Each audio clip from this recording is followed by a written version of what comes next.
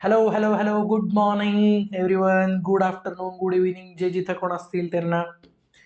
बघा, पहिल्या पार्ट मध्ये आपण एसे 700 पाहिला होता, फॉर्मिंग अँड ओपिनियन. त्याच्यानंतर एसे 701 पाहिला होता, की ऑडिट मॅटर्स. आणि एसे 706 पाहिला होता आपण, ईओएम आणि OM paragraph. Okay, so moving on, पुढच्या एसेकडे आपण second part of our lecture SA 705 कडे आपण बोलूया without wasting any time. SA 705 काय सांगतो मला? Modification to the opinion in independent auditors report.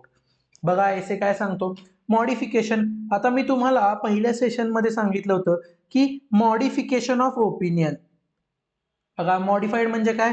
Not okay. या नॉट ओके आपल्याला एसे 705 सांगत होता टू बी डिस्कस. आता आपण त्या कव्हर करतोय. आता मॉडिफिकेशनचे मी 3 प्रकार सांगितले होते, पहा लक्षात येत असेल तर. क्वालिफाईड, ऍडव्हर्स आणि डिस्क्लेमर. क्वालिफाईड म्हणजे काय? ये छोडकर सब कुछ अच्छा. एडवर्स म्हणजे काय? कुछ भी अच्छा नहीं है. आणि डिस्क्लेमर म्हणजे मुझे बात ही नहीं करनी, मुझे बात ही नहीं करनी इस पर. ओके, आता हे काय आहे, कसं आहे, हे आपण आतापर्यंत लेमन लँग्वेज मध्ये बघितलेलं. आता पाहूयात एसे काय म्हणतो. बघा, एसे काय म्हणतो, सुरुवात करू. बघा, व्हेन इज मॉडिफिकेशन रिक्वायर्ड. आता अनमॉडिफाईड आपण पाहिलं होतं, म्हणजे काय? सब कुछ अच्छा है, म्हणजे काहीही गडबड नाहीये, मटेरियल मिसस्टेटमेंट नाही, तर आपण म्हणतो मॉडिफिकेशन गरजेचं नाही. आता मॉडिफिकेशन कधी लागेल? जेव्हा काहीतरी गडबड असेल. बघा, when is modification required? When FS content MM. बघा, फायनान्शियल स्टेटमेंट्स मध्ये मटेरियल मिसस्टेटमेंट आहे, म्हणजे काय? अशा चुका आहेत ज्याचा कलेक्टिव्ह इम्पॅक्ट जास्ती आहे, किंवा मेजरच काही चुका आहे, किंवा auditor is unable to obtain SAI. बघा, जर मला साई मिळाला नाही तर, बघा जर एम एम असेल तर मॉडिफाय करायचं, किंवा साई मिळाला नाही तरी मॉडिफाय करायचं. आता बघा, परवेजिव्ह. एक टर्म आहे परवेजिव्ह, ज्याचा अर्थ आपल्याला समजून घेणं गरजेचं आहे. आता परवेजिव्हचा अर्थ का समजून घेणं गरजेचं आहे, तर पुढे सांगेन मी का गरजेचं आहे. पहा, term used to describe the effect of an MM on financial statement and inability to obtain SAI. बघा, परवेजिव्ह ह्याचा अर्थ काय आहे? परवेजिव्ह ह्याचा अर्थ की इम्पॅक्टचं मॅग्निट्यूड काय आहे. मॅग्निट्यूड म्हणजे काय? एखादा इम्पॅक्ट कुठपर्यंत जातोय. परवेजिव्ह ह्याचा अर्थ काय आहे? मोठा इम्पॅक्ट असणं. जे मटेरियल मिसस्टेटमेंट्स आहेत, किंवा मला सही मिळाला नाहीये, तर त्याचा मला इम्पॅक्ट किती होऊ शकतो, ह्याचं मॅग्निट्यूड ठरवणारी टर्म आहे परवेजिव्ह. बघा, pervasive effects are those. Pervasive म्हणजे काय? थोडक्यात परवेजिव्ह इफेक्ट्स असे की जे तुमच्या फायनान्शियल स्टेटमेंट्सला ऍज अ होल अफेक्ट करतात, म्हणजे पूर्ण फायनान्शियल स्टेटमेंट्सला अफेक्ट करतात. बघा, pervasive effects are those that are not confined to a specific element. बघा, म्हणजे एका स्पेसिफिक एलिमेंट पुरते त्याचा इफेक्ट मर्यादित नाहीये, ते मोर दॅन वन एलिमेंटला अफेक्ट करताय फायनान्शियल स्टेटमेंट्स मध्ये. If confined represent a substantial portion of financial statements. बघा, म्हणजे जर एकाच एलिमेंट पुरता इफेक्ट असेल त्याचा, तर तो एलिमेंट फायनान्शियल स्टेटमेंटसाठी सगळ्यात मोठा एलिमेंट आहे. For example, sale, purchase. With respect to fundamental disclosures for users. बघा, एकतर तो एक कुठल्या तरी एलिमेंट पुरता इफेक्ट मर्यादित नाहीये.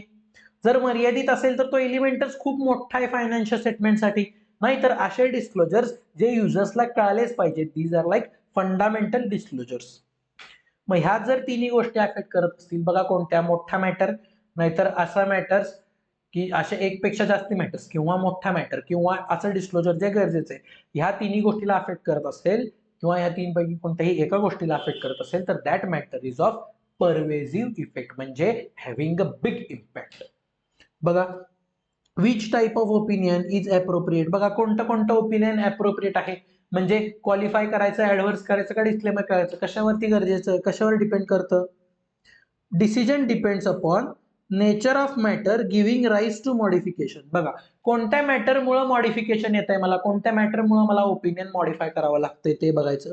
नाहीतर माझं judgement about pervasiveness of the effects, म्हणजे मला काय वाटतंय की जे एम एम मला सापडले त्याचा इम्पॅक्ट किती आहे, परवेजिव्ह आहे किंवा परवेजिव्ह नाही, ह्याच्यावर डिपेंड करतं की मी कोणतं ओपिनियन देणार, कोणतं देणार नाही. बघा, आता मॉडिफाईड ओपिनियनचे टाइप्स. बघा, 3 टाइप्स आहेत, क्वालिफाईड, ऍडव्हर्स आणि डिस्क्लेमर. आता हा एक छोटूसा चार्ट मी केलाय. मॉड्यूलच्या 5 गोष्टीचा छोटूसा चार्ट केलाय की मॉडिफाईड ओपिनियन केव्हा द्यायचं, म्हणजे क्वालिफाईड केव्हा द्यायचं, ऍडव्हर्स केव्हा द्यायचं आणि डिस्क्लेमर केव्हा द्यायचं. सिंपल काम केलंय बघा. आधी मॅटरचं नेचर बघायचं आणि त्याचे इफेक्ट्स बघायचे.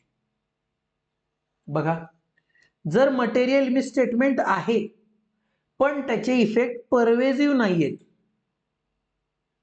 बघा, मटेरियल बट नॉट परवेजिव्ह, परवेजिव्ह नसतील तर क्वालिफाय करायचं ओपिनियन. बघा, ही गोष्ट लक्षात ठेवली पाहिजे तुम्हाला बाळांनो. मटेरियल मिसस्टेटमेंट आहे आणि त्याचे इम्पॅक्ट परवेजिव्ह आहेत. परवेजिव्ह म्हणजे काय, पूर्ण फायनान्शियल स्टेटमेंटलाच अफेक्ट करतात, गणलंच आहे सगळं. असा मॅटर की ज्याच्यामुळे more than one elements affect होतात, किंवा असा एलिमेंट जो खूप मोठा आहे, किंवा असे डिस्क्लोजर जे गरजेचे आहेत असे अफेक्ट होतात, म्हणजे खूप मोठे इफेक्ट्स आहेत. मटेरियल मिसस्टेटमेंटचे मोठे इफेक्ट्स असतील तर ऍडव्हर्स ओपिनियन देऊन मोकळं व्हायचं. बघा, आणि अनएबल टू ऑब्टेन साई म्हणजे मला एव्हिडन्स मिळाला नाही पण त्याचे इफेक्ट परवेजिव्ह नसतील तर क्वालिफाय करायचं. आणि इफ सही मिळाला नाही आणि त्याचे इफेक्ट्स परवेजिव्ह आहेत, म्हणजे खूप गोष्टी अफेक्ट होत आहेत, तर डिस्क्लेमर ऑफ ओपिनियन द्यायचं. बघा, हा चार्ट एकदम सोपा आहे. सगळ्यात बघायचं की मला मटेरियल मिसस्टेटमेंट आहे का नाही, असेल आणि त्याचे इम्पॅक्ट मटेरियल बट नॉट परवेजिव्ह तर क्वालिफाईड, मटेरियल परवेजिव्ह असतील तर ऍडव्हर्स. पहा, साईज मिळाला नाही, इफेक्ट मटेरियल नॉट परवेजिव्ह तर क्वालिफाईड, आणि इफेक्ट मटेरियल आणि परवेजिव्ह असतील तर डिस्क्लेमर ऑफ ओपिनियन. थोडक्यात ह्याला पण मी समराईज करायचं म्हटलं तर जेव्हा केव्हा इफेक्ट्स मटेरियल आहेत पण नॉट परवेजिव्ह तर क्वालिफाईड येईल. इफेक्ट मटेरियल आहेत, परवेजिव्ह आहेत आणि एव्हिडन्स मिळाला नाही तर डिस्क्लेमर. मटेरियल आहे, परवेजिव्ह आहे आणि मटेरियल मिसस्टेटमेंट सापडले तर ऍडव्हर्स ओपिनियन. पहा, समजत असेल तर पुन्हा नोट्स आहेत तुमच्याकडे, तुम्ही त्या नोट्स क्रॉस चेक करू शकता, नो प्रॉब्लेम. बघा, नोट, काहीही प्रॉब्लेम असला तरी मी आहे, काळजी करायचा नाही. फास्ट ट्रॅक लेक्चर असल्यामुळं आपण या हिशोबाने बघतोय की ज्या कोअर कॉन्सेप्ट आहेत त्या कळाल्याच पाहिजेत. ही कोअर कॉन्सेप्ट आहे, ही कळालीच पाहिजे. बघा, फॉर ओपिनियन जेव्हा केव्हा तुम्ही मॉडिफाय करणार ऑडिट रिपोर्ट तेव्हा for opinion section use the words qualified, adverse opinion और डिस्क्लेमर ऑफ ओपिनियन. बघा, जर क्वालिफाईड ओपिनियन असेल, बघा जेव्हा अनमॉडिफाईड होतं तेव्हा आपण काय बघत होतो टाटाच्या रिपोर्टमध्ये, ऑडिटर्स ओपिनियन एवढंच होतं. जर तो रिपोर्ट क्वालिफाईड असता तर आलं असतं क्वालिफाईड ओपिनियन, जर ऍडव्हर्स असतं तर त्या जागी हेडिंग काय आलं असतं, ऍडव्हर्स ओपिनियन. डिस्क्लेमर असतं तर disclaimer of opinion. And for basis of opinion use words, qualified opinion असेल तर म्हणा basis for qualified opinion. Adverse opinion देत असाल तर बेसिसच्या जागेला basis for adverse opinion. Disclaimer देत असाल तर basis for disclaimer of opinion. बघा, जर डिस्क्लेम करत असाल ओपिनियन तर स्पेसिफिकली काय लक्षात ठेवायचंय, do not refer to auditor's responsibility section.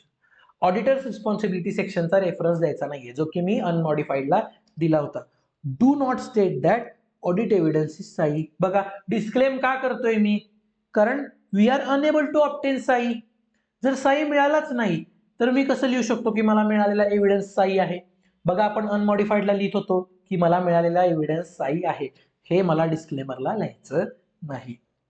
In auditors responsibility section include only the following. बघा, जे आपण 3 पॉईंट केले होते मोठे मोठे, त्याच्यात 4 सब हेडिंग्स होते, ते नाही लिहायचे, त्याच्या जागी फक्त एवढंच लिहायचं, a statement that auditors responsibility is to conduct audit as per SAs and to issue audit report.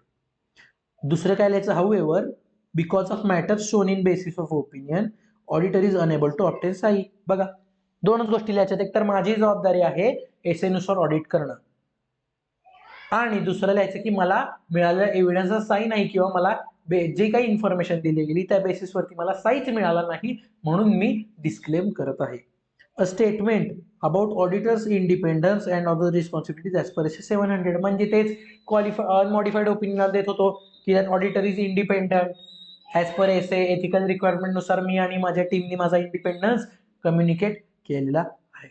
Basis of opinion para, जो बेसिस ऑफ ओपिनियन पॅरा आहे त्या बेसिस ऑफ ओपिनियन पॅरासाठी मला काय लिहायचंय, पहा, जो बेसिस ऑफ ओपिनियन आपला section आहे त्या बेसिस ऑफ ओपिनियनच्या सेक्शन मध्ये मला काय लिहायचंय.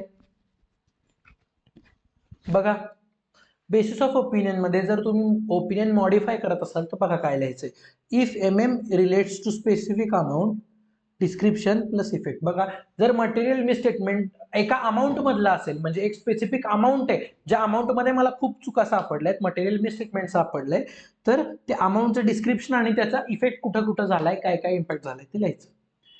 If not practicable to quantify effect state the fact. म्हणजे इम्पॅक्ट झालाय हे तर कळतंय, पण किती इम्पॅक्ट हे मला अमाऊंट्स मध्ये सांगता येत नसेल, तर तसं लिहा की मला अमाऊंट मध्ये त्याचा इम्पॅक्ट सांगता येत नाहीये, पण इम्पॅक्ट खूप आहे. If MM relates to disclosures, fact of disclosure and explanation as to how it causes MM. म्हणजे जर अमाऊंट पुरता असेल तर सांगा की ही अमाऊंट आहे, हा त्याचा इफेक्ट आहे. जर अमाऊंट मध्ये सांगता येत नसेल तर सांगा की मला अमाऊंट मध्ये सांगता येत नाहीये. जर डिस्क्लोजर कुठलं चुकीचं असेल तर सांगा की कोणतं डिस्क्लोजर चुकीचं आहे आणि त्यामुळं फायनान्शियल स्टेटमेंट्स मध्ये कसे अफेक्ट होतात. If MM is due to non disclosure. बघा, डिस्क्लोज केल्यामुळे MM असेल तर डिस्क्लोजर कोणता आहे ते सांगा. जर एखादी इन्फॉर्मेशन डिस्क्लोज नाही केली त्यामुळे मटेरियल मिसस्टेटमेंट आलं, हे कधी येतं? तेव्हा एखादं फंडामेंटल डिस्क्लोजर आहे जे लॉ सांगतं तुम्हाला की हे डिस्क्लोजर्स नोट्स टू अकाउंट्स मध्ये द्याच, पण तुम्ही देत नाही, तर त्यावेळी that is also material misstatement. कारण मटेरियल मिसस्टेटमेंटची डेफिनेशन काय होती की जे व्हायला पाहिजे ते झालेलं नाहीये. म्हणजे डिस्क्लोजर व्हायला पाहिजे होतं ते झालं नाही, that is also material misstatement. मग अशा वेळी काय करायचं? Discuss the matter with TCW. Describe the nature of omission in basis of opinion para. Basis of opinion मध्ये लिहायचं की कोणतं डिस्क्लोजर आम्ही दिलं नाही, and unless prohibited by law include the disclosures wherever practicable and the fact that auditor has obtained sahi about such disclosure. जोपर्यंत तुम्हाला law prohibit करत नाही, जर फायनान्शियल स्टेटमेंटचं डिस्क्लोजर मॅनेजमेंटनं केलं नसेल, तुम्ही करा ऑडिट रिपोर्ट मध्ये. ओपिनियन तर मॉडिफाय कराच, पण डिस्क्लोज पण करा, कारण गरजेचं आहे ना, युजरला कळणं गरजेचं आहे. मॅनेजमेंटनं नाही कळवलं तर कळणं जबाबदारी तुमची आहे. त्यामुळे मॅनेजमेंटने डिस्क्लोज नाही केलं तर ओपिनियन मॉडिफाय करा आणि तुमच्या ऑडिट रिपोर्टमध्ये ते डिस्क्लोज करा. If modification due to inability to obtain SAI, reasons for inability. बघा, जर मॉडिफिकेशन कशामुळे केलं असेल, बाबा क्वालिफाईड ओपिनियन मी दिलंय because I am unable to obtain SAI and the effects are material and not pervasive, म्हणून मी क्वालिफाईड ओपिनियन दिलंय. मग अशा केसेसमध्ये मला लिहायचं, काय कारण लिहायचं, का का अशी परिस्थिती आली की मला SAI मिळाला नाही, मला SAI न मिळण्यामागे कारण काय ते सुद्धा ऑडिट रिपोर्टमध्ये लिहायचंय. पुढे बघा, inability to obtain SAI due to management imposed limitation. काय झालंय, मॅनेजमेंटनं मला लिमिटेशन केलं. एक सेकंद, पाण्याची बाटली घेऊन येतो, एक सेकंद. चला पाहूयात पुढचं. बघा, काही काही वेळेला काय होतं, मॅनेजमेंट लिमिटेशन लावतं आपल्यावरती. म्हणजे काय मॅनेजमेंट इम्पोज्ड लिमिटेशन? म्हणजे काय, माझा स्कोप ठरलेला असतो. त्यानंतर आपण WR मध्ये काय पाहिलेलं, मॅनेजमेंट मला रिप्रेझेंटेशन देतं की I have provided the auditor with all the access required. म्हणजे ऑडिटरला सगळी ऍक्सेस देणं मॅनेजमेंटचं कर्तव्य आहे. आणि मॅनेजमेंटनं काय झालं की मी मॅनेजमेंटला एक इन्फॉर्मेशन मागायला गेलो, बरोबर का? मॅनेजमेंटला मागितलं इन्फॉर्मेशन की बाबा मला सेल रिलेटेड इन्फॉर्मेशन द्या. मॅनेजमेंट म्हटलं नाही देगी, बरोबर. मी म्हणलं बरं ठीक आहे, जाऊ दे बाबा, मला परचेस बद्दल इन्फॉर्मेशन द्या. मॅनेजमेंट काय म्हणली, नाही देगी. असं करत करत नाही देगी करत काहीच दिलं नाही मॅनेजमेंटनं. मग अशा वेळी काय झाला विषय की मला SAI मिळू शकणार नाही. का? कारण मला माहितीच दिली नाही मॅनेजमेंटने. मॅनेजमेंटने लिमिटेड केला माझा स्कोप, काय केला, लिमिट केला.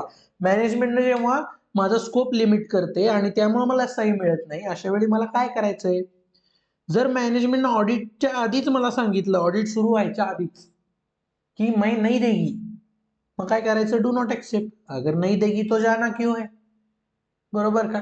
जर नाही देगी असेल तर जायचंच नाही पुढं. मॅनेजमेंट काय म्हणली, बघा, मॅनेजमेंटनं आधी लिमिटेशन टाकलं नाही. याचा अर्थ मॅनेजमेंटने कधी लिमिटेशन टाकलं, ऑडिट चालू झाल्या नंतर लिमिटेशन टाकलं स्कोपला. तर काय करायचंय, मॅनेजमेंटला रिक्वेस्ट करायची टू रिमूव्ह द लिमिटेशन.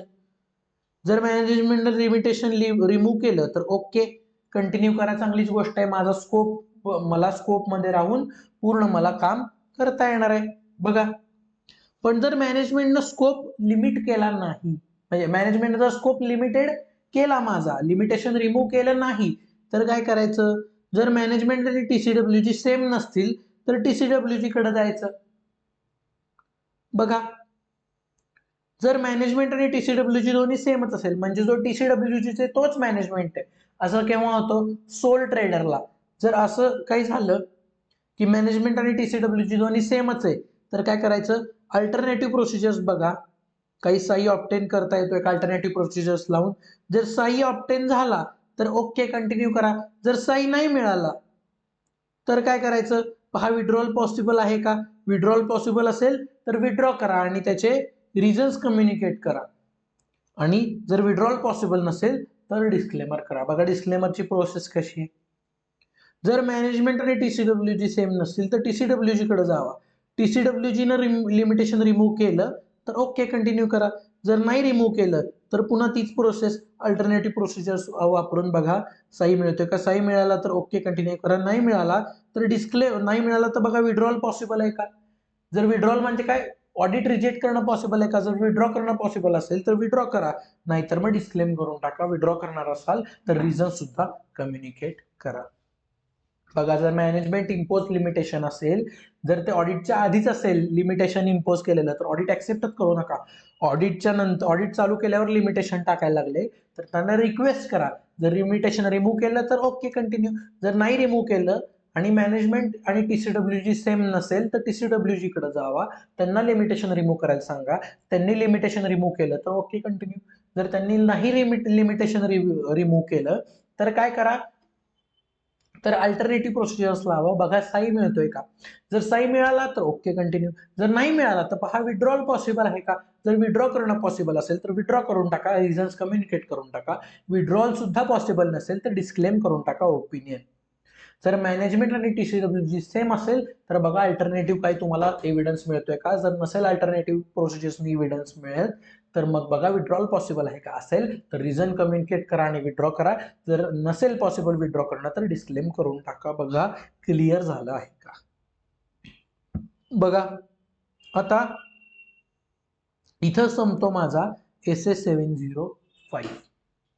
बघा SS705 जर क्लिअर झाला असेल तर हा सेशन कसा असणार आहे. SS705 बघणार आहे मी. एक ओपिनियन कसं तयार करायचं त्याचे वर्डिंग्स बघणार आहे मी. आणि आज SS710 बघणार आहे आणि हा सेशन आजचा आपला संपणार आहे. त्याच्यानंतर राहते आपलं त्याच्यानंतर आपण पाहणार आहे ब्रांच ऑडिट म्हणजे काय असतं, जॉईंट ऑडिट म्हणजे काय असतं, आणि मग आपला हा संपणार आहे आजचा सेशन. आणि कंपनीज ऍक्ट रिलेटेड ज्या काही प्रोव्हिजन्स आहेत त्या आपण थर्ड सेक्शनसाठी ठेवलेल्या आहेत. ओके, सो बघा आतापर्यंत SS705 कळाला असेल मॉडिफिकेशनचा. तर आता सर तुम्ही म्हणाल की ओपिनियन मला कळालं, क्वालिफाईड द्यायचं कधी, ऍडव्हर्स कधी द्यायचं, डिस्क्लेमर कधी द्यायचं, अनमॉडिफाईड कधी द्यायचं. पण सर ओपिनियन जे देतोय आपण ते काय वर्ड्स मध्ये द्यायचं, तर हे आहे drafting of opinion. Opinion section कसा ड्राफ्ट करायचा ह्याबद्दल एक हा मी काढलेला एक मास्टर चार्ट आहे, हा तुम्ही लक्षात ठेवू शकता. जेव्हा तुम्हाला एक्झाम मध्ये येतो ओपिनियन कसं डिझाईन करायचं तर ते असं डिझाईन करायचं. बघा एक एक आपण ओपिनियन सायमल्टेनियसलीच बघणार आहे. सगळ्यात पहिलं अनमॉडिफाईड बघून घ्यायचं, मग क्वालिफाईड बघायचं, मग ऍडव्हर्स बघायचं, मग डिस्क्लेमर बघायचं. सिंपल. ओपिनियन सेक्शन मी तुम्हाला SS700 मध्ये सांगितलं तसं 2 पॅरामध्ये ओपिनियनचं सेक्शन असतं तुमचं, 2 पॅरामध्ये. आता अनमॉडिफाईड ओपिनियन असेल तर कसं, पॅरा 1 मध्ये काय असतं, फायनान्शियल स्टेटमेंट्स आयडेंटिफाय करायचे, इयर आयडेंटिफाय करायचं. जर टाटाच्या रिपोर्टमध्ये तुम्ही मागच्या सेशनला पाहिलं असेल तर पहिलं identify the financial statements. We have audited the financial statements containing balance sheet, P&L as on year ended, असं तसं लिहायचं. बघा we have audited the financial statements of, एंटिटीचं नाव, इयर, मग तुमचं काय येतं, P&L आहे, बॅलन्स शीट आहे, कॅश फ्लो आहे, नोट्स आहे, व्हॉट एव्हर आहे ते, हे सगळं आयडेंटिफाय करायचं. आणि पॅरा 2 मध्ये माझं ओपिनियन येतं. काय ओपिनियन, ओपिनियन मध्ये in our opinion and to the best of our information and explanation given to us. म्हणजे बघा माझा ओपिनियन आणि मी माझं बेस्ट नॉलेज वापरलेलं आहे आणि मला जी इन्फॉर्मेशन दिलेली आहे त्याच्या बेसिसवरती मी असं ओपिनियन देतो. वी रिपोर्ट दॅट अनमॉडिफाईड मध्ये, अनमॉडिफाईड म्हणजे काय, all okay. The aforesaid financial statements are prepared as per applicable FRF and give true and fair view in all material aspects and presented fairly with the state of affairs of company, balance sheet, P&L, notes, balance, cash flow etcetera. बघा म्हणजे मी काय म्हणतोय, we report that the financial statements are in all material aspects prepared as per applicable FRF. म्हणजे FRF मला जसं सांगते तसं मी ते रिपोर्ट केलंय. And they give true and fair view. बघा म्हणजे मी चांगल्या पद्धतीने फायनान्शियल स्टेटमेंट्स मेंटेन केलेले आहेत मॅनेजमेंटनी आणि ते ट्रू अँड फेअर व्ह्यू देतात. याचा अर्थ ऑल ओके आहे, सब कुछ चंगा जी, अनमॉडिफाईड ओपिनियन. आता हेच क्वालिफाईड ओपिनियन असेल तर बघा क्वालिफाईड आपण दोन केसमध्ये देतो, सही ऑप्टेन आणि मटेरियल नॉट परवेजिव्ह, आणि नॉट ऑप्टेन सही, मटेरियल नॉट परवेजिव्ह. तर दोन्ही केसमध्ये कसं ओपिनियन दिलं जाणार? पहिल्या केसमध्ये सही ऑप्टेन केला असेल किंवा केला नसेल, दोन्ही केसमध्ये क्वालिफाईड ओपिनियन कसं द्यायचं? Except to the given matters in basis of opinion and considering their effect, we report that aforesaid FS are prepared as per FRF and give true and fair view and all material aspects prepared as per applicable FRF. बघा qualified म्हणजे काय? ये छोड़ के सब कुछ अच्छा है. बघा except to the matters given in basis of opinion, we report that the FS are prepared as per FRF and give true and fair view. बघा except this matter, true and fair view आहे. हे wordings पाठ करायचे का sir? Yes boss, पाठ करावे लागतील, कारण हे असंच्या असं ओपिनियन मला द्यावं लागतं, ह्यात मी चेंज करू शकत नाही. आता बघा ऍडव्हर्स ओपिनियनला काय मत देणार मी? ऍडव्हर्स ओपिनियन म्हणजे काय? कुछ भी अच्छा नहीं है. बघा हे कायम येणार in our explanation to the information given बिवन. हे ऍडव्हर्स पर्यंत येणार, डिस्क्लेमरला येणार नाही, कारण डिस्क्लेमरला मला इन्फॉर्मेशनच मिळाली नाही, त्यामुळे मला साईच मिळालं नाही. बघा काय येणार ऍडव्हर्स ओपिनियनला? In our opinion and to the best of information and explanation given to us on account of matters given in basis of opinion section, we report that aforesaid FS do not give true and fair view. बघा म्हणजे मी सांगितलेलं cross check होतंय. Unmodified म्हणजे काय? सब कुछ अच्छा है. Modified मध्ये क्वालिफाइड काय म्हणतो? ये छोड़ के सब कुछ अच्छा है. एडवर्स म्हणतो कुछ भी अच्छा नहीं है. The aforesaid FS do not give a true and fair view and are not prepared as per applicable FRF. आलं का लक्षात? ओके. आता डिस्क्लेमरला काय? डिस्क्लेमरला पहिला पॅरा सुद्धा बदलतो, दुसरा पॅरा सुद्धा बदलतो. बाकी ओपिनियन्सला पहिला पॅरा बदलत नाही, दुसऱ्या पॅराची स्टार्टिंग बदलत नाही, ओपिनियन बदलतो. डिस्क्लेमर ऑफ ओपिनियनला काय होतो? पहिला पॅरा बदलतो. पहिला पॅरा काय नावाने येतो? We were engaged in the audit of financial statements. बघा हे एसेच मला सांगतो वर्डिंग बदलायला. वी वेर एंगेज्ड, पहिल्या पॅरामध्ये आधी काय होतं? We have audited. आता काय येतं? We were engaged in the audit, म्हणजे आम्हाला या ऑडिटमध्ये एंगेज केलं होतं, पण साई मिळाला नाही, त्यामुळे आम्ही डिस्क्लेम करतोय. पण साई मिळाला नाही हे आपण दुसऱ्या पॅरामध्ये लिहितो. बघा we were engaged in the audit of FS of एंटिटीचं नाव, बॅलन्स शीट, P&L वगैरे.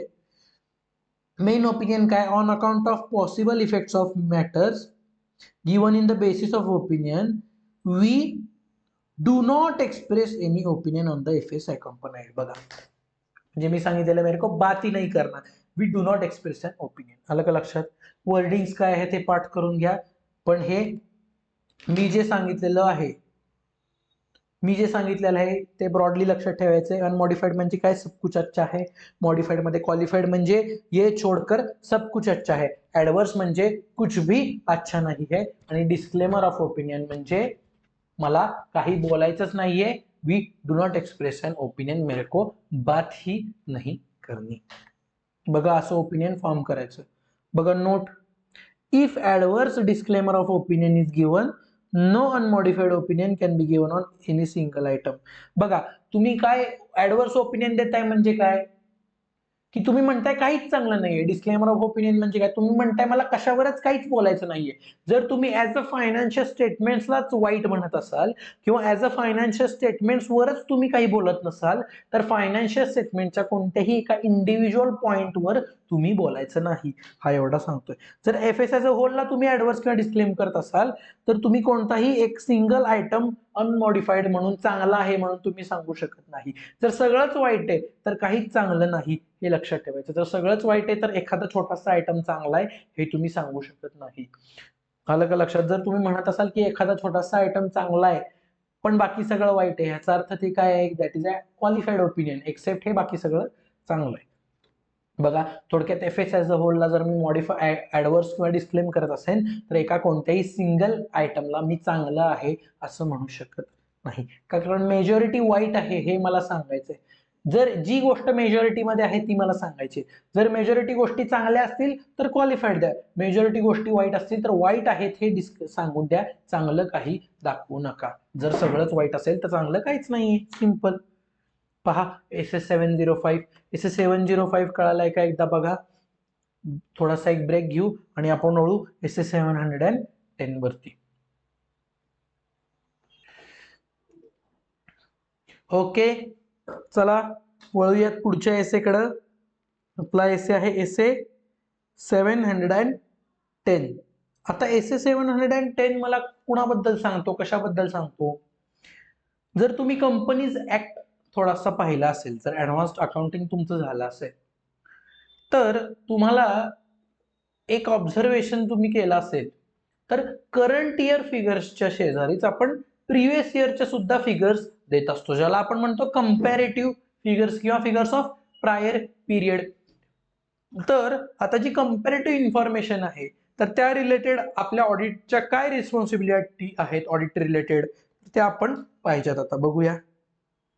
Comparative information, corresponding figures and comparative financial statements. बघा मला काय करायचंय, करस्पॉन्डिंग फिगर्स आणि कंपॅरेटिव्ह फायनान्शियल स्टेटमेंट्स. आता सगळ्यात पहिल्यांदा मला बघितलं पाहिजे की कंपॅरेटिव्ह इन्फॉर्मेशन म्हणजे काय, त्यानंतर पाहिलं पाहिजे कंपॅरेटिव्ह फिगर्स म्हणजे करस्पॉन्डिंग फिगर्स म्हणजे काय आणि कंपॅरेटिव्ह फायनान्शियल स्टेटमेंट्स म्हणजे काय.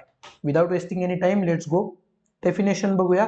कंपॅरेटिव्ह इन्फॉर्मेशनची definition: amounts and disclosures included in financial statements in respect of one or more prior periods in accordance with applicable FRF. बघा ज्या आपल्या फायनान्शियल स्टेटमेंट्स मध्ये असलेली इन्फॉर्मेशन जी एक किंवा एक पेक्षा जास्त प्रायर पिरियड्सची असते that is your comparative information. आपण कंपेअर करताना प्रायर पिरियडशी सुद्धा कंपेअर करतो. सो असे फिगर्स, असे अमाऊंट डिस्क्लोज केल्या आहेत फायनान्शियल स्टेटमेंट्स मध्ये, डिस्क्लोज झालेले आहेत ज्या की आहेत वन ऑर मोर प्रायर पिरियड्सच्या. Simple comparative information. त्याच्यानंतर करस्पॉन्डिंग फिगर्स म्हणजे काय ते बघूयात आपण. Comparative information where prior period figures are included as an integral part of current period FS and are intended to be read only with respect to current period figures. It is taken into account by its relevance to current period figures. बघा comparative थोडक्यात मी तुम्हाला सांगतो, comparative information मधली अशी amount जी माझ्या current पिरियडशी relevant आहे. Simple. Comparative information म्हणजे मागच्या वर्षीची सगळी इन्फॉर्मेशन जी डिस्क्लोज झालेली आहे त्यातली फक्त माझ्या इयरच्या फिगर्सची, ऑडिट मधल्या अशा फिगर ज्याच्याशी रिलेव्हंट आहे तेवढीच information, that is your corresponding figures. For example काय आहे की बाबा मला ऑडिटची असाइनमेंट काय मिळाली, ऑडिट ऑफ परचेसेस, तर माझ्यासाठी कंपॅरेटिव्ह इन्फॉर्मेशन कोणती, जी सगळी दिलेली आहे आणि त्यातली करस्पॉन्डिंग फिगर्स कोणत्या, परचेसेसच्या, कारण त्या माझ्याशी रिलेव्हंट आहेत. मला परचेस ऑडिट करत असेल तर परचेसची figure it is a corresponding figure for me, it is a relevant figure for me. बघा तिसरं कंपॅरेटिव्ह फायनान्शियल स्टेटमेंट्स. बघा comparative information where amounts or disclosures for prior period are included for comparison with current period FS if audited are referred to in auditors opinion. बघा थोडक्यात काय आहे comparative information, comparative इन्फॉर्मेशनचेच प्रकार. Comparative information जी financial statements म्हणून दिली जाते म्हणजे P&L balance sheet, that is your comparative financial statements. पूर्ण इन्फॉर्मेशन म्हणजे काय, डिस्क्लोजर्स इन्क्लुडेड असतील तर that is a comparative information. फक्त फायनान्शियल स्टेटमेंट्स असतील तर कंपॅरेटिव्ह फायनान्शियल स्टेटमेंट्स. आणि कंपॅरेटिव्ह फिगर्स ज्या तुमच्या ह्या फिगर्स आहेत, कंपॅरेटिव्ह इन्फॉर्मेशन अशी की जी माझ्या ह्या वर्षासाठी रिलेव्हंट आहे, that is your corresponding figure. बघा थोडंसं पहा. कंपॅरेटिव्ह इन्फॉर्मेशन म्हणजे all information, FS also, disclosures also, त्यातली रिलेव्हंट उचलली तर करस्पॉन्डिंग फिगर्स, आणि फायनान्शियल स्टेटमेंट्स मधले इन्फॉर्मेशन पाहिली तर that is your comparative financial statements. बघा दोन्ही प्रायर पिरियडचे इन्फॉर्मेशन आहेत. प्रायर पिरियडची सगळी इन्फॉर्मेशन कंपॅरेटिव्ह इन्फॉर्मेशन, त्यातली रिलेव्हंट करस्पॉन्डिंग फिगर्स, आणि कंपॅरेटिव्ह इन्फॉर्मेशन मधल्या फायनान्शियल स्टेटमेंट्सच्या figures that is your comparative financial statement. बघा समजलं असेल तर सिंपल करून मी सांगितलेलं आहे. Audit procedure for comparative info, जी सगळी कंपॅरेटिव्ह इन्फो आहे ती कशी चेक करायची? Determine whether FS include comparative information as per FRF and whether it is appropriately disclosed. बघा FRF मला सांगत असेल मागची इन्फॉर्मेशन द्या, तर ती मी मागची इन्फॉर्मेशन बरोबर टाकली आहे का ते बघायचं, आणि अप्रोप्रिएट डिस्क्लोज केले का बघायचं. अजून काय बघायचं? Whether comparative information agrees with information given in prior periods, म्हणजे जी इन्फॉर्मेशन मला ह्या फायनान्शियल स्टेटमेंट्समध्ये मागची म्हणून दिलेली आहे तीच इन्फॉर्मेशन जर मागच्या वर्षीचे फायनान्शियल स्टेटमेंट्स काढून बघितलं तर त्यात सुद्धा सेम इन्फॉर्मेशन आहे का बघायचं. Comparative information is consistent application of accounting policies if not change is appropriately presented और disclose.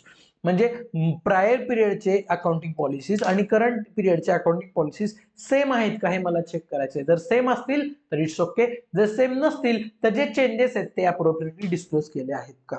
If auditor becomes aware of possible MM in comparative info, obtain SAI regarding whether MM exists. If बघा काय झालंय, मला जर comparative information म्हणजे मागची information check करताना असं लक्षात आलं की मागच्या इन्फॉर्मेशन मध्ये मटेरियल मिस स्टेटमेंट आहे, असं मटेरियल मिस स्टेटमेंट की जे मागच्या ऑडिटरला कळालं नाही, तर त्याच्याशी रिलेटेड एव्हिडन्स घ्यायचा. एव्हिडन्स मिळाला की काय करायचं बघूयात. If previous year was audited by same auditor, effects of subsequent events to be considered. बघा जर मागचं ऑडिट मीच केलं होतं तर त्या इव्हेंटला सबसिक्वेंट इव्हेंट म्हणायचं आणि त्या हिशोबाने SA 560च्या प्रोसिजर्स आपल्याला लावायचे. म्हणजे मॅनेजमेंट सोबत डिस्कस करा, त्यांना चेंज करायला सांगा, सर्क्युलेट झाला असेल तर सांगा की मागच्या रिपोर्टला रिलाय करू नका अँड ऑल, मी सांगितलेलं आहे. Obtain WR for all prior periods concerning auditors opinion, separate WR regarding prior period item separately disclose in current year FS. बघा म्हणजे जो आयटम मला सापडलाय ज्यामध्ये MM आहे असा प्रायर पिरियडचा आयटम, तर त्या आयटम रिलेटेड मला WRs घ्यायचे आहेत. आणि जर एखादा आयटम प्रायर पिरियड आयटम म्हणून डिस्क्लोज केला असेल करंट इयर मध्ये तर त्याच्याशी मला रिलेटेड सेपरेट WR घ्यायचे. बघा हे झालं कंपॅरेटिव्ह इन्फॉर्मेशनचे प्रोसिजर्स. आता करस्पॉन्डिंग फिगर्सचे प्रोसिजर्स काय काय आहेत पहा. If previous year audit report contains qualified adverse disclaimer opinion and modification is unresolved, modify current period in basis of opinion para. बघा काय झालंय की करस्पॉन्डिंग फिगर्स रिलेटेड मागच्या वर्षी काही मॉडिफिकेशन होतं ओपिनियन मध्ये, म्हणजे क्वालिफाईड ओपिनियन होतं किंवा ऍडव्हर्स होतं किंवा डिस्क्लेमर होतं, आणि तो मॅटर आपण मॅनेजमेंटला रिझॉल्व्ह करायला सांगितला होता, पण तो मॅनेजमेंटने आता रिझॉल्व्ह केलेला नाही. तर ह्या केसमध्ये काय करायचं, हे वर्ष सुद्धा मॉडिफाय करायचं. जर मागचं मॉडिफिकेशन ह्या वर्षी क्लिअर केलं नसेल तर हे मॉडिफाय करायचं. हाच आपण पॉईंट पाहिला होता SA 510 मध्ये. जर ओपनिंग बॅलन्सेस मध्ये जर काही डिस्क्लेमर असतील, ओपनिंग बॅलन्सेस मध्ये काही अनकरेक्टेड मिसस्टेटमेंट्स असतील तर हे इयर मॉडिफाय होणार, हे इथंही मॉडिफाय होणार. जर मागच्या वर्षीचं MM ह्या वर्षी मॉडिफाय केलं गेलं नसेल तर आपल्याला हे वर्ष मॉडिफाय करायचं आहे. ह्या वर्षी सुद्धा क्वालिफाईड किंवा ऍडव्हर्स किंवा डिस्क्लेमर ऑफ ओपिनियन द्यायचं आहे. त्याच्या बेसिस ऑफ ओपिनियन मध्ये काय लिहायचं, एकतर रेफर करा बोथ पिरियड्स, म्हणजे मागच्या वर्षीच्या फिगर सुद्धा आणि त्यामुळे अफेक्ट झालेल्या या वर्षीच्या फिगर सुद्धा, in unresolved matter description when effects are material. बघा जर मागच्या वर्षीची चूक असेल ती करेक्ट केलं नसल्यामुळे ह्या वर्षीच्या पण फिगर्स अफेक्ट झाले असतील आणि इफेक्ट जर मटेरियल असतील तर त्या दोन्ही फिगर सोबत रेफर करायचं, इफेक्ट मटेरियल असतील तर. इन अदर केस म्हणजे जर मागच्या वर्षीचं अनकरेक्टेडच आहे मॅटर पण ह्या वर्षी त्याचा फारसा इम्पॅक्ट नाहीये तर काय करायचं, explain audit opinion has been modified because of unresolved matter on comparability of current figures and corresponding figures. म्हणजे दोन्ही केसेसमध्ये मॉडिफाय करणार आहे, पण जर ह्या वर्षी मागच्या चुकांचे इफेक्ट्स ह्या वर्षी मटेरियल असतील तर दोन्ही फिगर्सला रेफर करायचं. जर इफेक्ट मटेरियल नसतील तर आम्ही मॉडिफाय करतोय कारण मागचे आणि हे कम्पेरेबल नाहीयेत. मागच्या वेळी चूक असल्यामुळे ह्या वर्षी कम्पेरेबिलिटीमध्ये म्हणजे कम्पेअर करण्यामध्ये आम्हाला अडचण येते, त्यामुळे आम्ही ओपिनियन मॉडिफाय करतोय असं लिहायचं. जर इफेक्ट मटेरियल नसतील तर असतील तर दोन्ही फिगर्स आणि त्याचे इम्पॅक्ट मला द्यायचे. बघा जर मागच्या वर्षीच्या ओपिनियन मध्ये अनमॉडिफाईड होता आणि ऑडिटर म्हणून MM सापडला. आता पहिली केस काय बघितली आपण, जर मागच्या वर्षीचं ओपिनियन मॉडिफाईड असतं तर. आता काही वेळेला काय होतं की मागच्या वर्षी MM होतं पण ऑडिटरच्या चुकीमुळे म्हणा, नेग्लिजन्समुळे म्हणा, जे काय असेल ते मागच्या वर्षीचं ओपिनियन अनमॉडिफाईड गेलं म्हणजे ऑल ओके असं सांगून गेलं. तर evaluate whether it is dealt properly, if not issue qualified or adverse opinion current year modified with respect to corresponding figures. बघा, जर मागच्या वर्षी मटेरियल मिसस्टेटमेंट असून सुद्धा जर ऑडिटरनी ऑल ओके असं ओपिनियन दिलं असेल तर मला त्याचे इम्पॅक्ट बघायचे आणि हे वर्ष मॉडिफाय करायचं. जर मागच्या वर्षीची चूक असेल ऑडिटरची, आता दुसरं ऑडिटरचं ओपिनियन तर मी बदलू शकत नाही एकदा ऑडिट रिपोर्ट इश्यू झाल्यावर. मग काय करायचं, ह्या वर्षी क्वालिफाय करायचं किंवा ऍडव्हर्स ओपिनियन द्यायचं आणि लिहायचं की आम्ही क्वालिफाय करतोय बिकॉज ऑफ प्रिव्हियस इयरच्या फिगर्स. करू शकतो का सर? तर येस केलंच पाहिजे, कारण मागच्या वर्षीच्या फिगर्समुळे पुढच्या फिगर्स अफेक्ट होतात. जर मागच्या वर्ष चुकीचं असेल तर पुढचं साहजिक आहे त्याचे काहीतरी इम्पॅक्ट घेऊन ते ह्या वर्षी येणार आहे. If prior period F S not audited state in other matters that these figures are unaudited. बघा, जर मागचं वर्ष जर अनऑडिटेड असेल तर ओएम मध्ये म्हणजे अदर मॅटर्स पॅराग्राफ मध्ये लिहा की मागचं वर्ष अनऑडिटेड होतं. पण मागचं वर्ष अनऑडिटेड होतं त्यामुळंच ओपनिंग बॅलन्स मला आता कसं आहे, मागचं वर्ष अनऑडिटेड असल्यामुळं मला SF510 मध्ये ओपनिंग बॅलन्सेस चेक केले पाहिजेत. ती रिस्पॉन्सिबिलिटी मी झटकू शकत नाही. प्रिडेसेसर ऑडिटर, बघा इनिशियल ऑडिट एंगेजमेंट झाली, मागचं वर्ष जर अनऑडिटेड असेल तर that is an initial audit engagement. So मला ओपनिंग बॅलन्सेस चेक केले पाहिजेत. ज्या की मध्ये मला लिहिलं होतं, मला बघायचं आहे whether opening balance contains material misstatement. जर ओपनिंग बॅलन्स मध्ये MM असेल तर त्यानं करंट पिरियड अफेक्ट होतो, मला ओपिनियन मॉडिफाय केलं पाहिजे. आता हे सगळं जर तुम्हाला आठवत असेल तर वेल अँड गुड, नसेल आठवत तर SF510 चेक करा. जर FS of previous year audited by predecessor auditor म्हणजे मागच्या वर्षीचा ऑडिटर जर वेगळा होता, an auditor is permitted by law to refer to its audit report and he does so state in other matter. बघा, आता काय झालंय, मागच्या वर्षीचा ऑडिटर वेगळा होता आणि त्याच्या फिगर्स आपण वापरले असतील तर अशा वेळी अदर मॅटर्स पॅराग्राफ मध्ये लिहायचं काय, that prior period FS are audited by मागचं ऑडिटर आणि त्यांना दिलेले ओपिनियन आणि त्याचे reasons, modification and date of report. बघा, जर मागच्या वर्षीचे ऑडिट रिपोर्ट मॉडिफाईड असेल आणि त्या फिगर जर मी आत्ता ऑडिटसाठी रेफर करत असेल तर मला लिहायचंय की मागचं वर्ष मागच्या ऑडिटरनी वेगळ्या ऑडिटरने ऑडिट केलं होतं, त्यानं दिलेलं काय ओपिनियन दिलेलं, त्यांना क्वालिफाईड दिलं असेल तर क्वालिफाईड आणि त्याचे रिझन्स, ऍडव्हर्स दिला असेल तर ऍडव्हर्सचे रिझन्स, डिस्क्लेमर दिलं असेल तर डिस्क्लेमरचे रिझन्स आणि त्यानं कोणत्या दिवशी ऑडिट रिपोर्ट इश्यू केला होता ती डेट मला लिहायची आहे. बघा, कळालं असेल तर. नसेल कळालं तर पुन्हा एकदा नोट्स वाचून बघा, पुन्हा एकदा हे थोडंसं रिवाइंड करून बघा. फास्ट ट्रॅक लेक्चर असल्यामुळं आणि ही प्लेन प्रोसेस असल्यामुळं मी एक पेस मेंटेन केलेला आहे, पण माझ्या दृष्टीने पूर्ण प्रयत्न केलाय की मी सगळे मॅटर्स कव्हर करावेत. Okay, let's move on to comparative financial statements audit procedures. आता कंपॅरेटिव्ह इन्फो झाली, करस्पॉन्डिंग फिगर झाल्या, आता कंपॅरेटिव्ह फायनान्शियल स्टेटमेंट कसे चेक करायचे. आता कंपॅरेटिव्ह फायनान्शियल स्टेटमेंट कसे चेक करायचे एकदा बघून घेऊयात. Auditor's opinion shall refer to, बघा, para 1 of opinion section to each period for which FS are presented and opinion is used or expressed.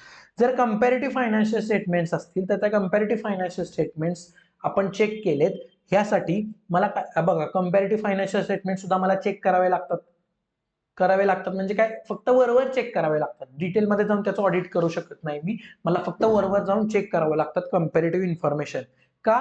कारण कंपॅरिझनसाठी ती योग्य आहे का, अनालिटिकल प्रोसिजर्स 520 अंडर कंपॅरिझनसाठी त्या गोष्टी योग्य आहेत का हे सुद्धा मला बघावं लागतं. वेदर जी मला कंपॅरेटिव्ह FS दिले आहेत म्हणजे प्रिव्हियस इयर फिगर्स त्या समोरासमोर दिलेले असतात, whether that are prepared as per FRF किंवा that are true and fair view, हे मला बघावं लागतं in respect of corresponding figures आणि कंपॅरेटिव्ह FS. जर मी कंपॅरेटिव्ह FS सुद्धा माझ्याकडे असतील तर ते चेक केलेत मी, हे मला पॅरा 1 मध्ये लिहावं लागतं, रेफरन्स द्यावा लागतो की मागच्या वर्षीच्या पिरियड सुद्धा मी चेक केले आहेत. म्हणजे we have audited the financial statements and consider corresponding figures or comparative FS of year, असं मला लिहावं लागतं पॅरा 1 मध्ये. जिथं पॅरा 1 मध्ये आपण ओपिनियन आयडेंटिफाय करतो FS, टाटाच्या रिपोर्टमध्ये पॅरा 1 तुम्ही रेफर करू शकता. When auditors opinion on such prior period differs from opinion previously issued, disclose substantive reasons for different opinion. बघा, मी मागच्या वर्षीच्या कंपॅरेटिव्ह फिगर्स फायनान्शियल स्टेटमेंट्सच्या चेक केल्या, म्हणजे P&L बॅलन्स शीट सोकी ह्या चेक केल्या फायनान्शियल स्टेटमेंट्सच्या, आणि मला त्यात जर काही मिसस्टेटमेंट सापडलं म्हणजे मागच्या ऑडिटरचं ओपिनियन आणि माझं ओपिनियन हे जर डिफर करत असेल तर मला रिझन्स द्यायचे की माझं ओपिनियन त्याच्यापासून वेगळं का आहे.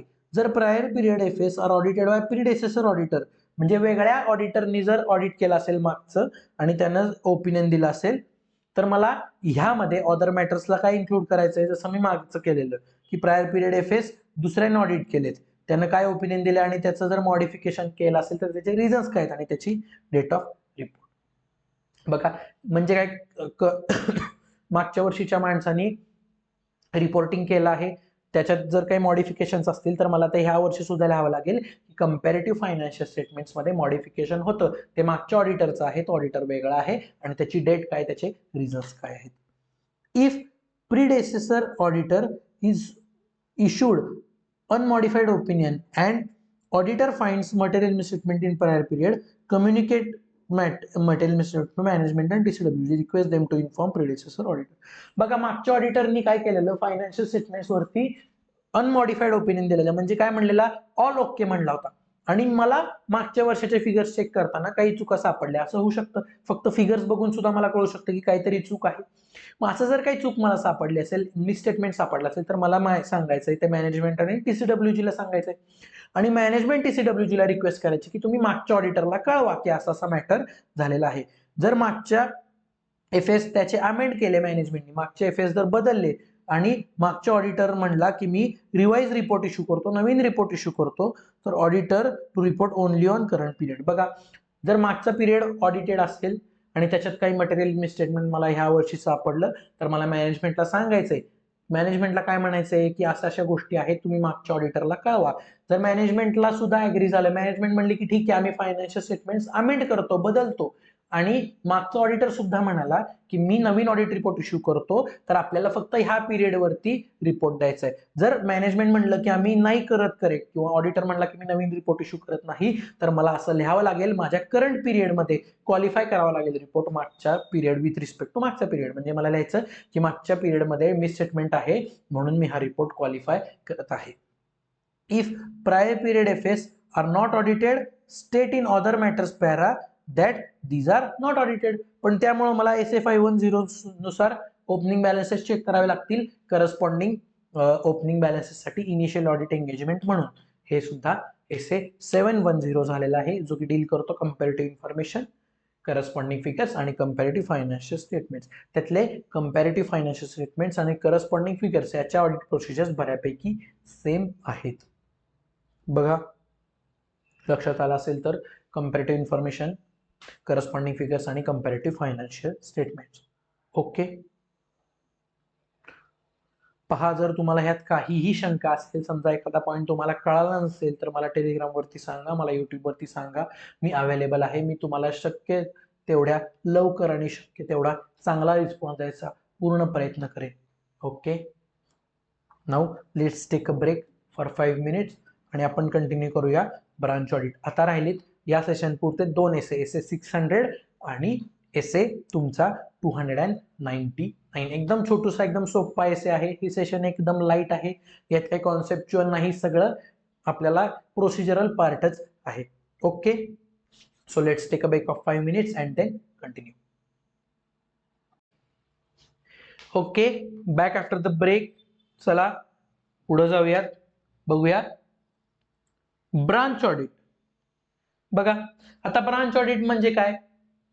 बघा आता समजा कन्सॉलिडेशन्स असतील त्यामध्ये ब्रांच ऑडिट्स पाहिलं जातं, किंवा आता काय होतं आता ब्रांच एक्सप्लेन करायची तुम्हाला गरज नाहीये, पण ती काय होतं, मला एका एरियामध्ये प्रत्येक वेळी हेड ऑफिस मधून ऑपरेट करणं पॉसिबल होत नाही. मग मी काय करतो, आता समजा एखादा कपड्याचा ब्रँड असेल, लेट से रेमंड, तर आता काय होतं रेमंडला काय आहे की प्रत्येक वेळी समजा दिल्लीत रेमंडचं हेडक्वार्टर असेल तर तिथून दरवेळी मला सगळ्या गोष्टी पूर्ण भारतभर सप्लाय करणं पॉसिबल होत नाही.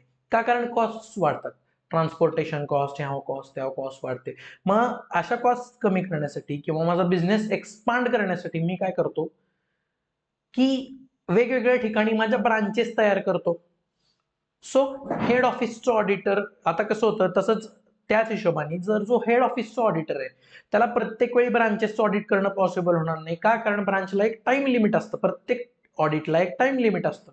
सो जर मला हेड ऑफिसचं ऑडिट कंप्लीट करायचं असेल तर त्याच्या आधी मला सगळ्या ब्रांचेसचं ऑडिट करणं गरजेचं आहे.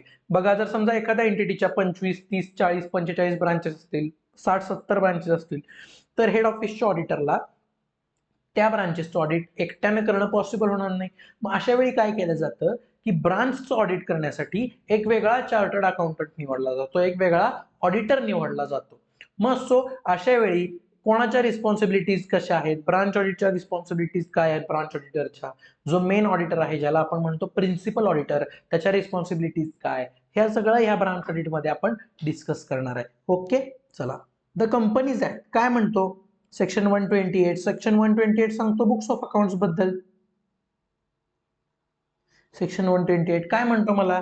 That every company should keep it books at registered office including branch books. बघा, म्हणजे ब्रांचेसचे सुद्धा बुक्स ऑफ अकाउंट्स काय केले पाहिजेत? रजिस्टर्ड ऑफिस मध्येच ठेवले पाहिजेत असं कंपनीज ऍक्ट सांगतो. पण दुसऱ्यांदा काय सांगतो? Books to be prepared on accrual basis, हे तर माहिती आहे तुम्हाला, आणि double entry accounting system follow करायची आणि अक्रुअल बेसिसवर बुक्स हे करायचे आहेत, मला प्रिपेअर करायचे आहेत. जर रजिस्टर्ड ऑफिस सोडून दुसऱ्या कुठल्या ठिकाणी मला बुक्स ठेवायचे असतील तर मला रजिस्ट्रारला इन्फॉर्म केलं पाहिजे विदिन 7 days की मी आता रजिस्टर्ड ऑफिस पासून दुसऱ्या ठिकाणी बुक्स मेंटेन करायला सुरुवात केली आहे, बुक्स ठेवायला सुरुवात केली आहे. बघा, सेक्शन 128(1) सबसेक्शन 1 काय सांगतो की ब्रांच बुक्स सुद्धा मला रजिस्टर्ड ऑफिसला ठेवायचे. पण सेक्शन 128 सबसेक्शन 2 सांगतो की branch can maintain its own books at its own place if proper books. बघा, मेन सेक्शन काय सांगतो? मेन सेक्शन सांगतो की ब्रांचचे बुक्स सुद्धा प्रिन्सिपल प्लेस ऑफ बिझनेसलाच ठेवा, हेड ऑफिसलाच ठेवा. पण दुसरा सेक्शन सांगतो जर प्रॉपरली तुम्ही मेंटेन करणार असाल तर ब्रांच तिचे बुक्स ब्रांचच्याच ऑफिसमध्ये ठेवू शकते. Plus periodic statements are send to registered office. बघा, ब्रांचला काय करायचं आहे? एक तर प्रॉपर बुक्स मेंटेन करायचे, प्लस पिरियॉडिक स्टेटमेंट्स म्हणजे दर 2 महिने 3 महिन्याला मला माझे फायनान्शियल स्टेटमेंट्स हेड ऑफिसला पाठवत राहायचे, रजिस्टर्ड ऑफिसला, मेन ऑफिसला पाठवत राहायचे. बघा, सेक्शन 143 सबसेक्शन 8 म्हणतो that branch shall be audited by company auditor किंवा ब्रांच ऑडिटर. बघा, ब्रांच ऑडिट कोण करू शकतो? मेन ऑडिटर जो हेड ऑफिसचा आहे तो सुद्धा करू शकतो, किंवा ब्रांचसाठी आम्ही सेपरेट ऑडिटर अपॉइंट करून तो सुद्धा ते ऑडिट कंडक्ट करू शकतो. जर ब्रांच बाहेरच्या देशात असेल तर branch can be audited bye head office auditor किंवा फॉरेन कंपनीचा ऑडिटर. म्हणजे सेम आहे. थोडक्यात ब्रांचचा ऑडिटर हा ब्रांच ऑडिटर सेपरेट अपॉइंट करून सुद्धा तुम्ही तो करू शकता. बघा, रूल 12 काय सांगतो कंपनीचा की branch auditor prepares report and sends it to principal auditor. बघा, ब्रांच ऑडिटर काय तयार करतो? ब्रांच ऑडिट रिपोर्ट तयार करतो आणि तो हेड ऑफिसच्या ऑडिटला पाठवून देतो. हेड ऑफिसचा ऑडिटर प्रिन्सिपल ऑडिटर जो मेन एंटिटीचं ऑडिट करतोय पूर्ण. बघा बघा आता ह्या रिलेटेड SS 600 आहे. SS 600 बाळांनो काय आहे? SS 600 it is the most disputed standard as of now. SS 600 काय आहे? It is the most disputed standard. Sir आता हा का डिस्प्युटेड स्टँडर्ड आहे? कारण SS 600 मला काय म्हणतो की ब्रांच ऑडिटरची रिस्पॉन्सिबिलिटी ही ब्रांच ऑडिटची रिस्पॉन्सिबिलिटी ही ब्रांच ऑडिटरचीच आहे. हेड ऑफिसचा ऑडिटर हा ब्रांच ऑडिटशी रिस्पॉन्सिबल नाही. हा आहे ह्या एसेचा क्रक्स. पण जर तुम्हाला माहित असेल, जर लॉ कंपनीज ऍक्टच्या लॉ मध्ये तुम्हाला असेल NFRA, नाफ्रा national financial reporting authority, G companies act under established आहे, ती म्हणते की ब्रांच ऑडिटची रिस्पॉन्सिबिलिटी ही हेड ऑफिसच्या ऑडिटरची आहे. ब्रांचचं ऑडिट कुणीही करू दे, ती हेड ऑफिसचीच रिस्पॉन्सिबिलिटी आहे. आता हे ऐकल्यानंतर तुम्हाला थोडंसं असं वाटतंय का की इंटरनल ऑडिटर सारखं झालंय हे, की इंटरनल ऑडिट कोणी पण करू दे, त्याचं वर्किंग तुम्ही वापरलं तरी सुद्धा तुमची रिस्पॉन्सिबिलिटी. सेम आता नफराचा स्टँड आहे, याच्यावरती डिस्प्यूट्स चालू आहेत. या रिलेटेड मी तुम्हाला एक अपडेट देऊ शकतो, इम्पॉर्टंट अपडेट, की आता हे जे एसेस आपण शिकले आहेत, हे एसेस 1 एप्रिल 2026 पासून नष्ट होणार आहेत, जाणार आहेत. कारण नाफ्रा जी ही नॅशनल फायनान्शियल रिपोर्टिंग अथॉरिटी आहे, यांनी आता त्या एसेच्या ऐवजी इंडियन एसेस आणलेले आहेत. इंड एसेस, जसं इंड एएस आहेत, जसं इंड एएस काय करतात की ऑल ओव्हर ग्लोबल जी अकाउंटिंग पॉलिसी आहे ती आपल्यासोबत कोइन्साइड करण्यासाठी, एकत्र करण्यासाठी आपण एएस सोबतच इंड एएस इश्यू केले. तसंच आता ह्या एसेच्या जागी येणार आहेत Ind AS's important update 1 April 2026 पासून. सो आता 2026 पर्यंत एसेस राहतील. 1 एप्रिल पासून इंड एसेस आपल्याला शिकावे लागणार आहेत, फॉलो करावे लागणार आहेत. इम्पॉर्टंट अपडेट मी दिलेला आहे. सो बघा आता ह्या डिस्प्यूट योग्य आहे नाहीये ह्या स्टँड मध्ये मी आता जात नाही, कारण काय आहे ह्यामध्ये डिस्कस करण्यासाठी खूप मॅटर्स आहेत. आपली बॅच फास्ट ट्रॅक असल्यामुळे आपण एवढ्या गप्पा मारणार नाहीये. बघा SS600 मला काय सांगतो, SS600 using the work of another auditor, SS610 using the work of internal auditor, जे मी ऑलरेडी शिकलेलो आहे मागच्या सेशन्स मध्ये. हा एसे मला काय सांगतो, प्रिन्सिपल ऑडिटर म्हणजे हेड ऑफिस वाला would be entitled to rely on work of component auditor. Component auditor म्हणजे auditor of a component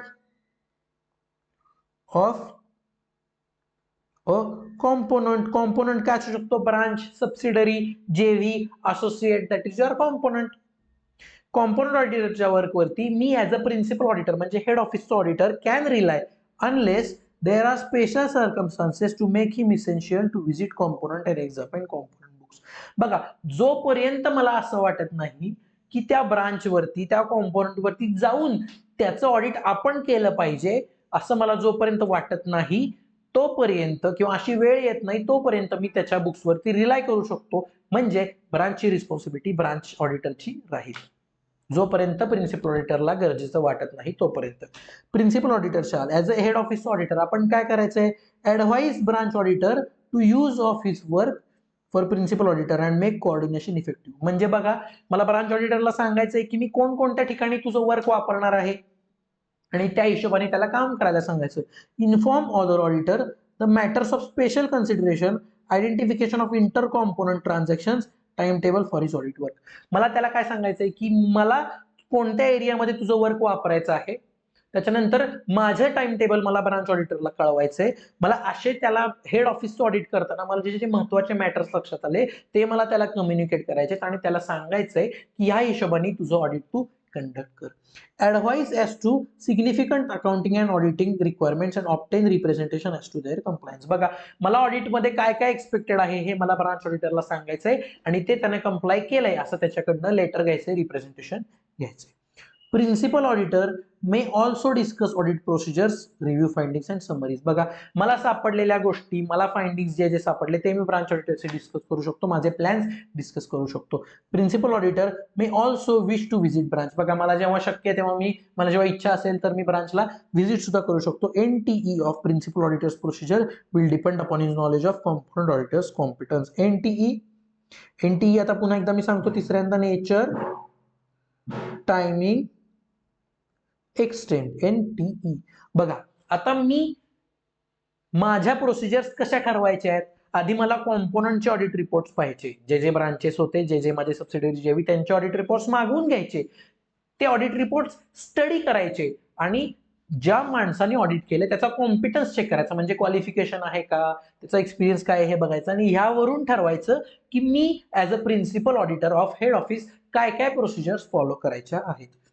the knowledge बघा, एन म्हणजे काय, नेचर म्हणजे काय प्रोसिजर्स फॉलो करायच्या, टायमिंग केव्हा फॉलो करायच्या, एक्सटेंड म्हणजे किती फॉलो करायच्या, किती वेळ फॉलो करायच्या.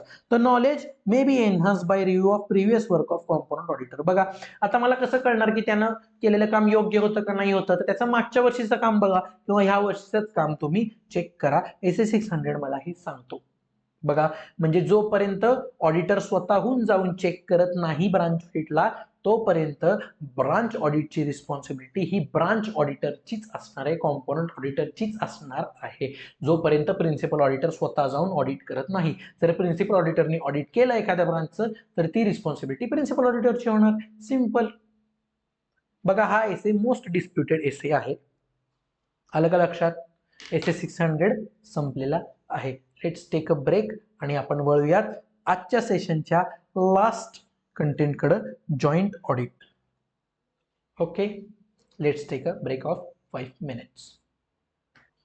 So back after the break आता बघूया आपण जॉइंट ऑडिट काय असतं. बघा जॉइंट ऑडिट म्हणजे काय, दोन किंवा दोन पेक्षा जास्ती ऑडिटर मिळून एका फायनान्शियल स्टेटमेंट्स ऑडिट करतात, that is your joint audit. Okay, branch audit म्हणजे काय? सबसिडरीचा ऑडिटर वेगळा, होल्डिंगचा वेगळा, हा that is your compound auditor. त्याचा आणि याचा काही संबंध नाही. जॉईंट ऑडिट इज दोन किंवा दोनपेक्षा जास्ती ऑडिटर मिळून एकाच फायनान्शियल स्टेटमेंटचं ऑडिट करतात. That is your joint audit. Okay, let's go. आता एकत्र दोन किंवा दोनपेक्षा जास्ती लोकांनी मिळून एकत्र ऑडिट करण्यामध्ये ऍडव्हान्टेजेस काय आहेत? बघा, एक्सपिरियन्स शेअर होतो एकमेकांचा, बरोबर आहे. त्याच्यानंतर म्युच्युअल कन्सल्टेशन, जिथं मला गरज पडेल तिथं मी दुसऱ्याचा सल्ला घेऊ शकतो. बेटर वर्कलोड, बघा दोन किंवा दोनपेक्षा जास्ती लोक आहेत त्यामुळं एकाचं काम संपलं तर तो दुसऱ्याला जॉईन करू शकतो, वर्कलोड बॅलन्स करू शकतो. बेटर परफॉर्मन्स, बघा एकत्र काही डिस्कशन्स होतात, एकत्र मिळून निर्णय घेतले जातात, चार वेगळे इन्साइट्स मला मिळतात. That is a psychological advantage. बघा, improved service to the client, क्लायंटला चांगली सर्व्हिस मिळते जर क्वालिटी ऑडिट झालं तर.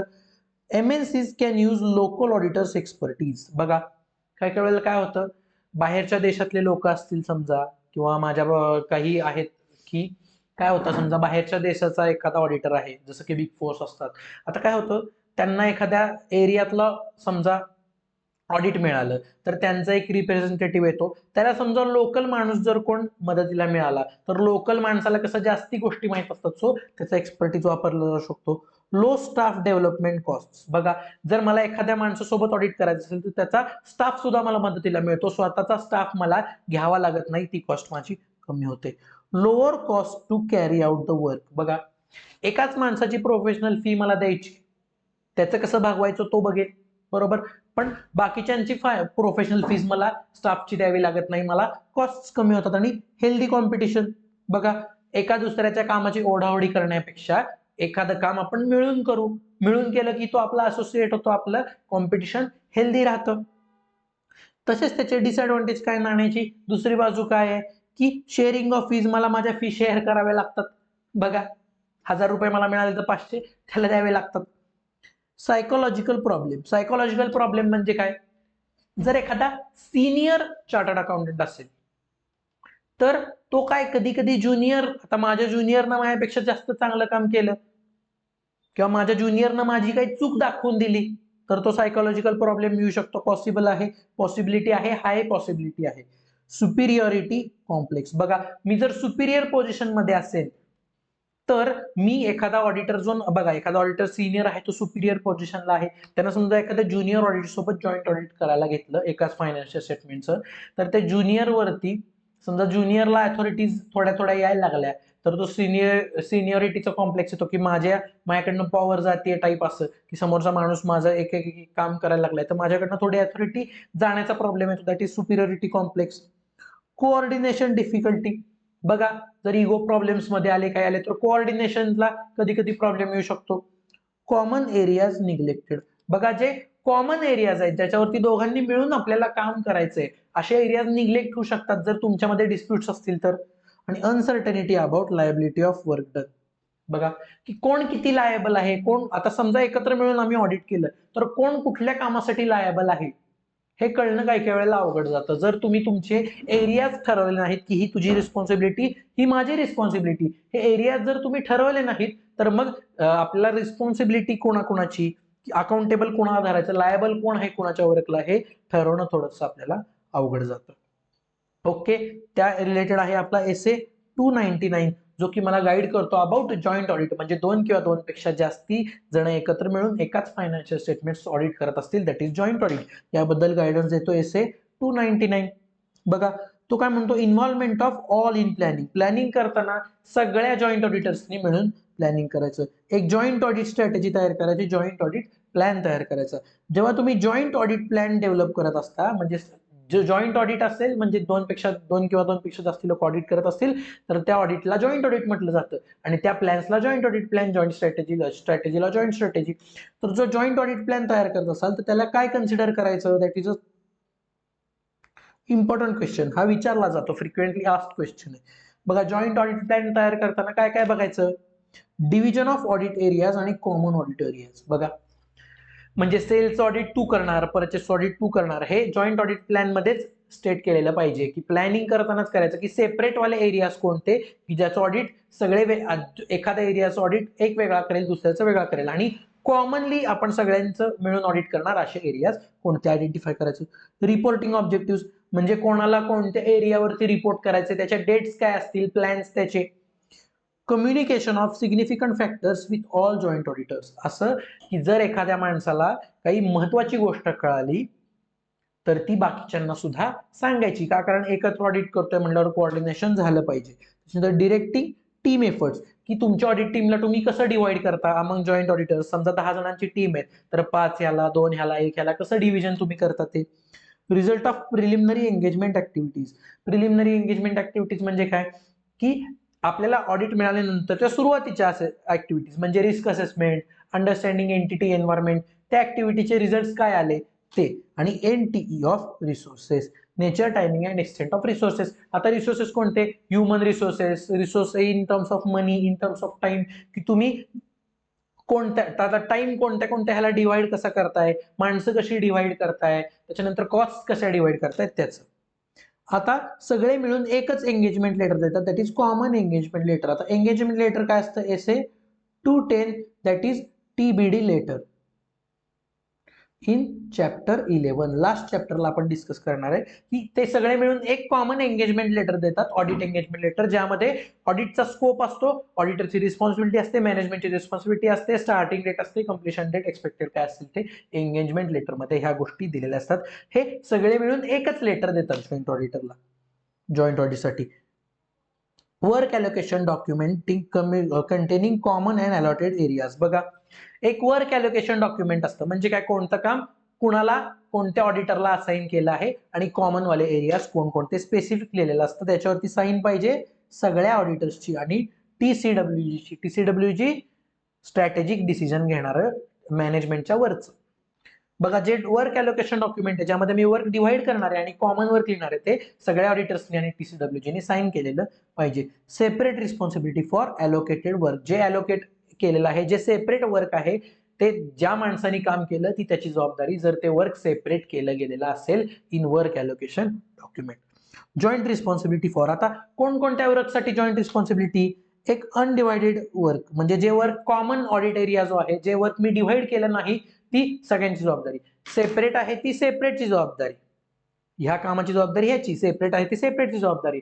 आणि जे काम अनडिवाइडेड आहे ती सगळ्यांची जबाबदारी. ओके, बघा, ती सगळ्यांची जबाबदारी. आणि अशा मॅटरवरती जो अनडिवाइडेड आहे आणि सगळ्यांनी डिसिजन घेतलं असा मॅटरवरती बघा जी आहे ती कॉमन रिस्पॉन्सिबिलिटी आहे. हा सुद्धा एक स्टार मार्कचा क्वेश्चन आहे, 4 मार्क्सला विचारला जाणारा किंवा MCQ मध्ये विचारला जाणारा हाही आहे, MCQ मध्ये विचारला जाणारा ऑब्लिक 4 मार्क्स किंवा 6 मार्क्सचा क्वेश्चन. कोणता, जॉईंट ऑडिट प्लॅन मध्ये काय येणार आणि हा की कशा कशामध्ये जॉईंट रिस्पॉन्सिबिलिटी आहे. बघा कशात आहे, जेवर अनडिवाइडेड आहे त्याच्यात जॉईंट रिस्पॉन्सिबिलिटी, ज्याच्यावर सगळ्यांनी डिसिजन घेतला त्याच्यावर joint responsibility. Matter brought to attention and agreed by all. बघा, जो सिग्निफिकंट मॅटर प्लॅनिंग मध्ये मी दुसऱ्यांसोबत डिस्कस करत होतो त्या मॅटरवरती सगळ्यांनी जर ॲग्रीमेंट केला असेल, त्या मॅटरवरती सगळ्यांनी मिळून निर्णय घेतले असतील तर त्याची जॉईंट रिस्पॉन्सिबिलिटी सगळ्यांची. Checking statutory and legal compliance for financial statement. Legal compliance म्हणजे फायनान्शियल रिपोर्टिंग फ्रेमवर्कचा कंप्लायन्स जेव्हा सगळे चेक करता तुम्ही, म्हणजे सेल रिलेटेड कंपनीचे ऍक्ट काय सांगतो ते फॉलो केलंय का, परचेस रिलेटेड फॉलो केले का, अकाउंटिंग पॉलिसीज रिलेटेड फॉलो केले का, असा लीगल कंप्लायन्स चेक करता ती सुद्धा सगळ्यांची जबाबदारी. आणि प्रोफेशनल स्टँडर्डचा कंप्लायन्स पाहणं सगळ्यांची जबाबदारी आहे. म्हणजे काय, जे एथिक्स तुम्हाला सांगितलं आहे, जो चॅप्टर नंबर 11 आहे त्याच्याशी रिलेटेड कंप्लायन्स चेक करणं ही सुद्धा सर्वांची जबाबदारी. पहा, सर्वांची जबाबदारी कोणती कोणती, जे वर्क अनडिवाइडेड आहे त्याच्यावर सगळ्यांनी निर्णय घेतले अशी इन्फॉर्मेशन जी मी बाकीच्या ऑडिटर्सना कळवली आणि सगळ्यांना ती ऍक्सेप्टेड आहे. त्यानंतर स्टॅट्युटरी कंप्लायन्स, FRSचा कंप्लायन्स आणि प्रोफेशनल स्टँडर्डचा कंप्लायन्स ही सर्वांची जबाबदारी आहे. जर if joint auditor comes across any area which requires attention of all, he should discuss it with other auditors in writing and prior to audit completion. बघा, असा एरियाज समजा माझ्या लक्षात आला की ज्या एरियाशी बाकीचा एरिया सुद्धा कन्सर्न आहे. फॉर एक्झाम्पल, जर मी परचेसचा ऑडिटर असेल, बघा परचेस जर मी ऑडिट करत असेल तर जो माणूस स्टोअर्सचं ऑडिट करतोय, इन्व्हेंटरीचं ऑडिट करतोय, त्याचा आणि माझा डेटा रिलेट असणार आहे. माझ्या डेटावरनं त्याचा डेटा डिराईव्ह होणार आहे. सो मला जर काही महत्वाची गोष्ट कळाली परचेसवाल्या ऑडिटरला, तर ती त्यानं स्टोअर्सचं ऑडिट करणाऱ्या माणसाला कम्युनिकेट केली पाहिजे in writing before completion of audit. Audit एकदा कम्प्लीट झालं की तुमच्या कम्युनिकेशनला काही अर्थ राहत नाही, रिस्पॉन्सिबिलिटीज तुमची राहते. Joint auditors are required to issue common audit report. बघा, कॉमन ऑडिट रिपोर्ट सगळ्यांनी मिळून एकच एंगेजमेंट लेटर दिलं, सगळ्यांनी मिळून एकच ऑडिट रिपोर्ट द्यायचा आहे. सगळ्यांनी तुझं वर्क मिळून माझं वर्क मिळून एक ऑडिट रिपोर्ट दिला. If joint auditors are in disagreement with common audit report they shall express opinion in separate audit report. बघा, जॉईंट ऑडिटर्स तर काय आहेत, 4 जण इन्व्हॉल्व्ह झाली म्हणजे डिसएग्रीमेंट तर होणारच. जो कॉमन ऑडिट रिपोर्ट मध्ये ओपिनियन दिलंय ते जर एखाद्या जॉईंट ऑडिटरला मान्य नसेल तर त्यानं त्याचा सेपरेट ऑडिट रिपोर्ट सुद्धा इश्यू करायचा आहे. सेपरेट ऑडिट रिपोर्ट तो सुद्धा चालू शकतो. म्हणजे जॉईंट बद्दल काही तुम्हाला प्रॉब्लेम्स असतील तर तुम्ही सेपरेट ऑडिट रिपोर्ट इश्यू करू शकता. In such a case common audit report shall make a reference to each separate audit report. बघा, जर कुठल्या ऑडिटरनी सेपरेट रिपोर्ट इश्यू केला तर जॉईंट ऑडिट रिपोर्ट मध्ये सुद्धा सांगायचं की ह्या एक्स मॅटर बद्दल एक सेपरेट ऑडिट रिपोर्ट इश्यू केला आहे, तुम्ही तो रेफर करू शकता असं युजरला सांगायचंय. जॉईंट ऑडिट सिंपल संपलेला आहे. बघा काय करायचं, सगळ्यांनी मिळून एक एंगेजमेंट लेटर द्यायचं, सगळ्यांनी मिळून एक जॉईंट प्लॅन डेव्हलप करायचा, जॉईंट स्ट्रॅटेजी डेव्हलप करायची, वर्क अलोकेशन डॉक्युमेंट तयार करायचं, एरिया सेपरेट करून घ्यायचे, separate area separate responsibility, same area same responsibility, एक कॉमन ऑडिट रिपोर्ट इश्यू होणार. जर कॉमन रिपोर्ट बद्दल त्याच्या ओपिनियन बद्दल तुम्हाला काही प्रॉब्लेम्स असतील तर ऍज अ जॉईंट ऑडिटर तुम्ही एक सेपरेट रिपोर्ट इश्यू करू शकता. जर सेपरेट रिपोर्ट्स इश्यू केले असतील तर कॉमन ऑडिट रिपोर्ट मध्ये लिहायचं आहे की there are separate reports regarding this matter, you can refer them. Okay, SA 299 joint audit complete झालेला आहे. आपला second part of chapter 8 is completed.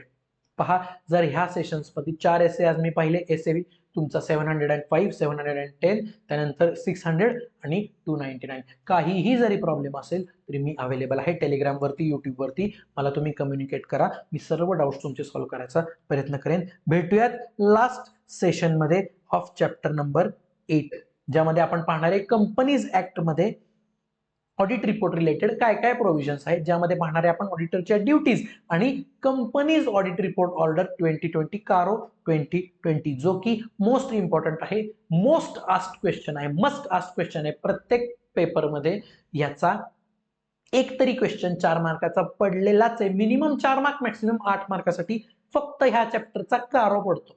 म्हणजे बघा हा चॅप्टर किती इम्पॉर्टंट आहे. ओके, विथ दिस बॅकग्राऊंड आपण कंटिन्यू करू in the next session with companies act requirements. Okay, C A professor signing off for this session. Let's meet at the third part of chapter 8. Bye bye.